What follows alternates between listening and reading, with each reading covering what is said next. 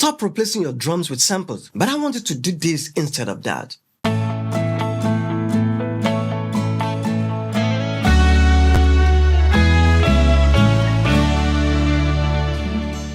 Yeah, welcome back. My name is Ezekiel and I hope you are doing well. Thank you so much for joining me in today's episode. What I'm going to be addressing is something that I'm so much concerned about, which I should address that. I've seen some mixing engineers mixing live recordings and replacing their drums with samples. Sometimes when I listen to that, I felt like, wow, whoa, what is this? Oh, what does it sound like? With my experience, professional drummer doesn't want their drum to sound robotic, or you are turning them to become a robot.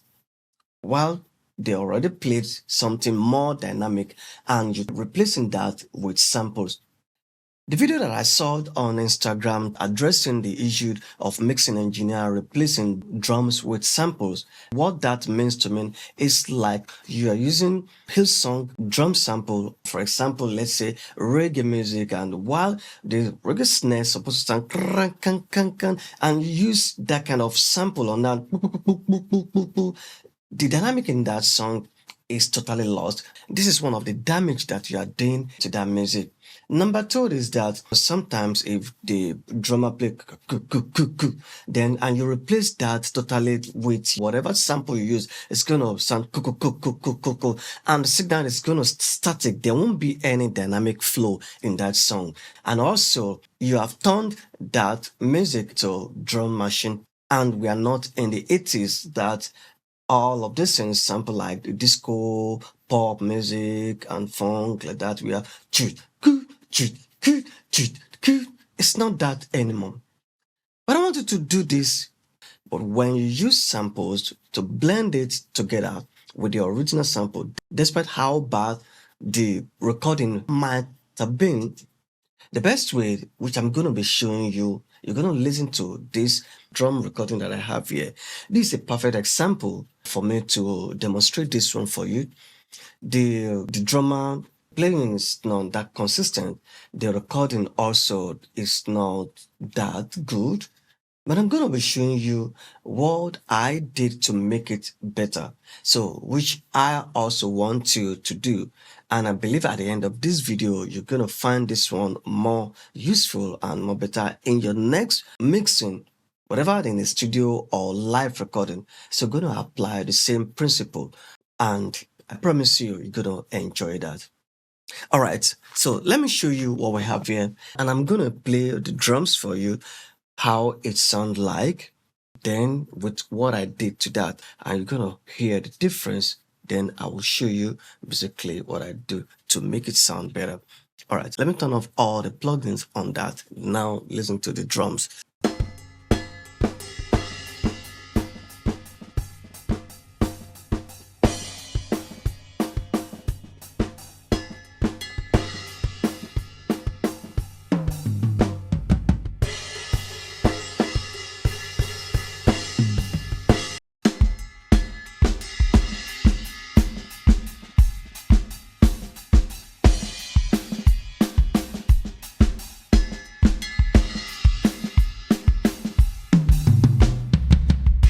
Okay, this is exactly what I'm talking about. You just listen to the drums, the way it was recorded, and with what I did to that. Now I'm going to be showing you step by step of what I did, majorly the samples that I used with the drums to make it sound the way it sounds like. This is not a drum mixing tutorial today, but probably if you want me to make a video on how I mix the drums to sound the way it sound like, please kindly drop down your comments below. Let me know if you will find it more interesting for you to see how I get it sound like this one. Okay, let me show you basically what I did on that. So let's listen to the first kick, how it sounds like, and this is my guy here. All right, I already made a video on this guy when it first came out, so how I used it and how it makes mixing more better. This is a video plugin. It's not just an ordinary drum sample. Even if you use it as a gate, it's not an ordinary gate compared to all other gates on earth. So it works differently. like a voodoo. Okay, listen to before and after, and you will understand what I'm trying to do in this video.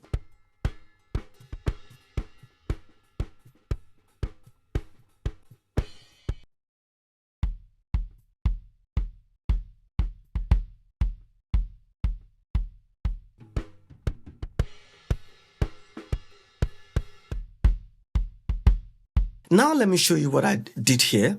All right, I already have samples that I created. What I did basically, firstly, I'm going to swap in between the source and the trigger. So you're going to hear how much I blended.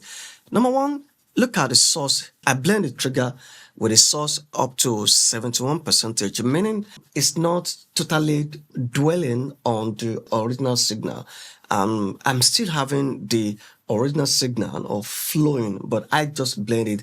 I want that sample to a little bit above, like just a little percentage to be above of that original signal. So let's listen to it one more time, and I'm going to demonstrate that. So try to blend it together. So you're going to see what is happening here.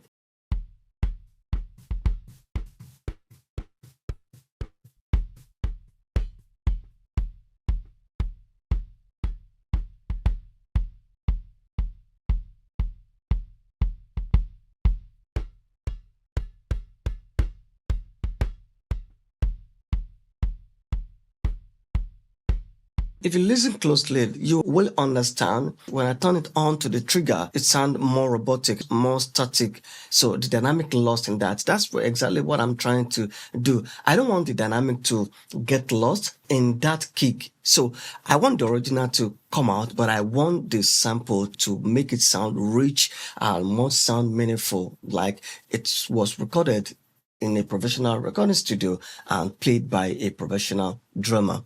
So that's what I'm doing that. And I'm also increasing volume up to the 5%. So I want that sample to sound more a bit above because original signal is still sounding more stronger. That's what I did about that.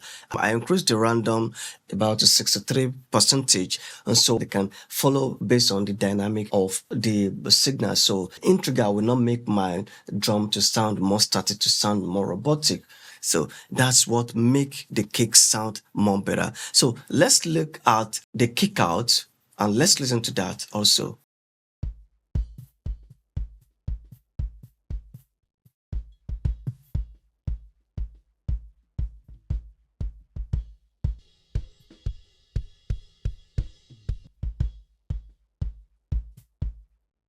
So I follow the same procedure on the kick out. So you can hear how rich the kick out sounds like, and the dynamic does not lost in my drum mix. This is what I'm trying to talk about.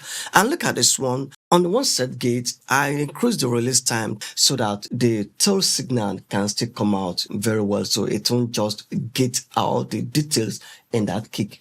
And the same thing, I'm blending it up to 61%. So, okay, let's listen to both of them together, how they complement each other.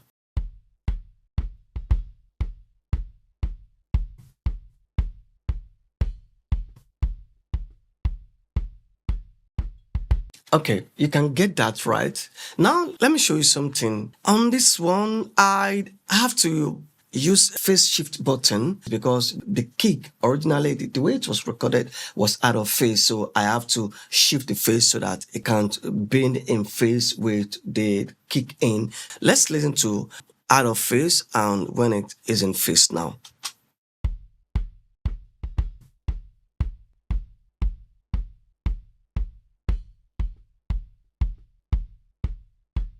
Now you got the difference. So this is one of the things that you need to do that will make your drum mix sound more professional instead of replacing all of your drums with samples. So the next thing which I want to show you quickly, also listen to the snare drum without and with.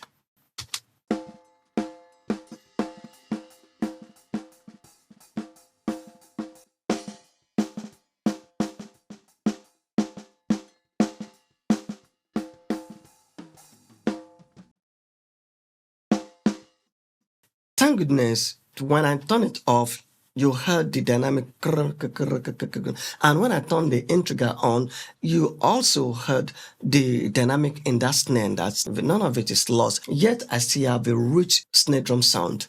Now, what I'm doing in this case with a sample, I also boost the volume of the sample, and then I'm also increasing the release time so that the snare drum won't be gated out of the context, so that I can have the clean and real-time snare sound. So in blending with the sample, that's it is. So in this one is in 50-50.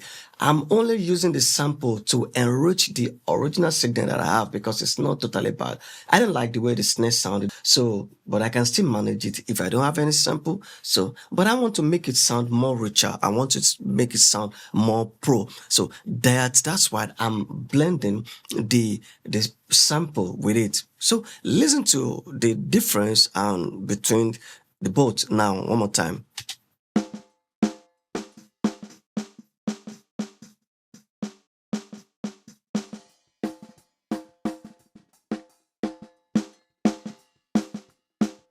Now you can hear a rich tone, professional, realistic snare drum. Okay, so the same thing follows with the snare bottom, but in this case, I'm not using any sample on that. The only thing that I just did on this one is that I use the trigger as a gate to just take care of unpleasant signal that I don't want in that. So listen to that.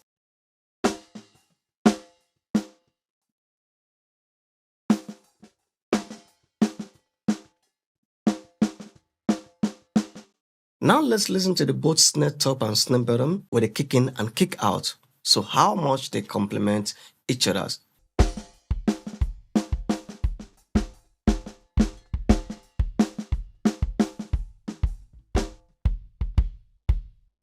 That's it. So if I have replaced this drum with samples, a lot of dynamics going on in this drum, everything is going to lost. Most especially that I have inconsistent drummer. So what's going to happen if I replace this one totally with samples? It's going to spoil the drums. It's going to sound static. It's going to sound like a drum machine in the 80s, like a robot playing drums. And it's going to sound more robotic. So let's listen to the three toms. Let me find a sweet spot for the toms.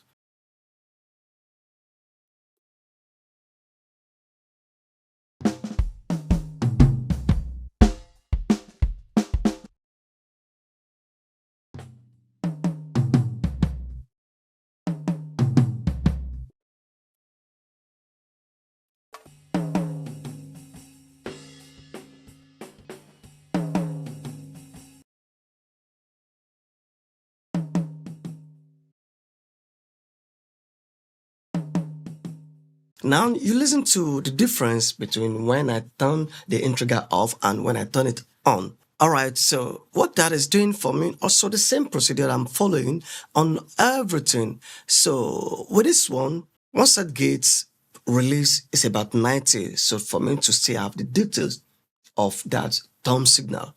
Alright, then the volume of the sample is in unity gain, so I want the sample to come out because the sample is so low.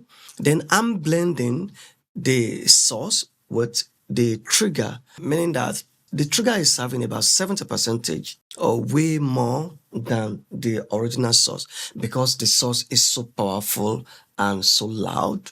So now let me demonstrate that if I didn't do it this way, if I have done it 50-50, let's hear the difference.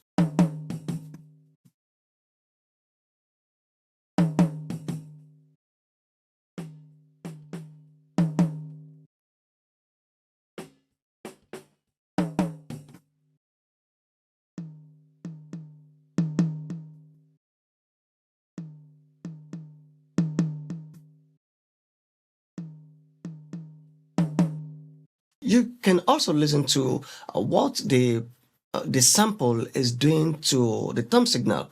Number one is adding more to the energy. It's adding more to the rich tone. It's adding more to the weight of the tones. And listen to the tone alone, you can hear that it's so low and I have to compensate for the gain to blend with the original signal.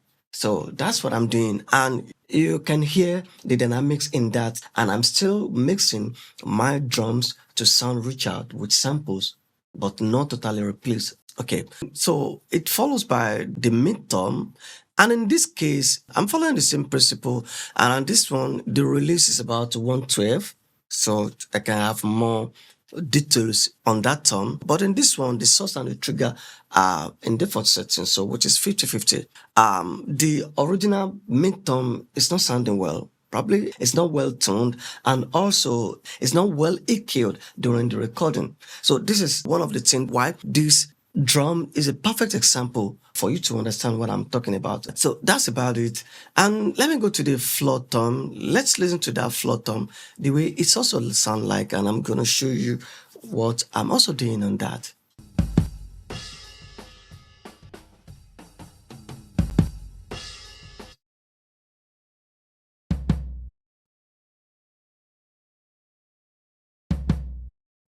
You can also listen to the difference between before and after the sample with the original floor tom. The floor tom was sounding like a carton, a big carton mic now playing with a very big stick.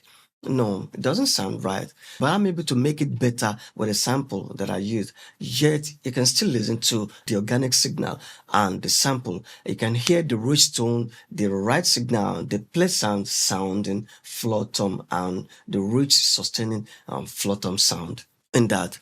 Okay, so I'm not doing anything on set gate, but I'm blending this one up to the 71% so that I can have the balance between the original signal and the sample to create a very sounding rich floor tom. So let's listen to both three toms together.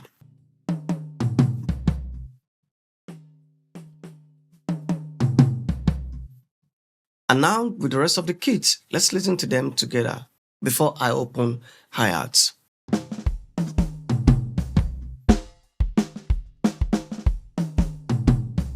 You can just listen to that now. Now I want to play this one in context with the original signal. So let's listen to how both of them sound like before and after.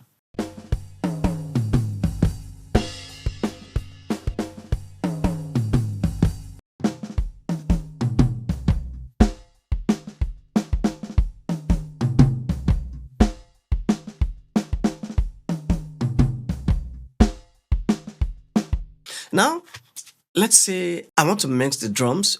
Now I have the sample. So I'm giving the realistic example of how you are treating your drums in the real time. So I'm not doing much. I'm only using our channel strip alone on that to just have a taste of realistic drum mix. And then have drum bus, and I'm having parallel drum compressor and drum room. Okay, let's listen to everything together. Let's listen to how everything sounds like. So probably we're gonna do after and before, or before and after.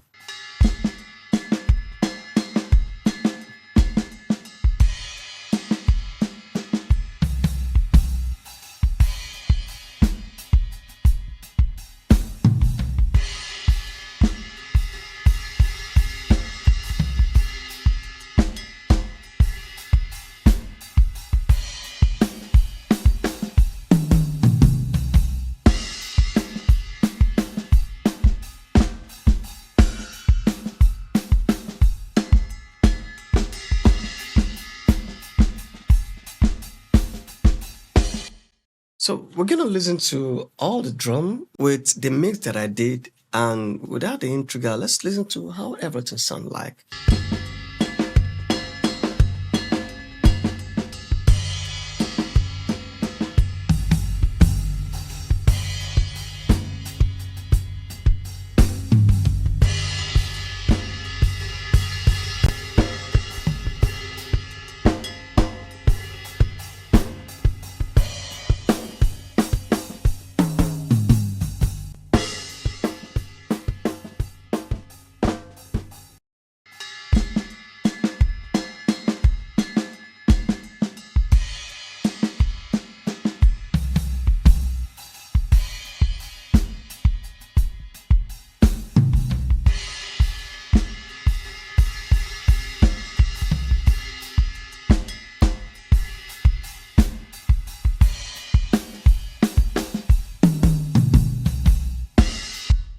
Alright, that is what I'm talking about.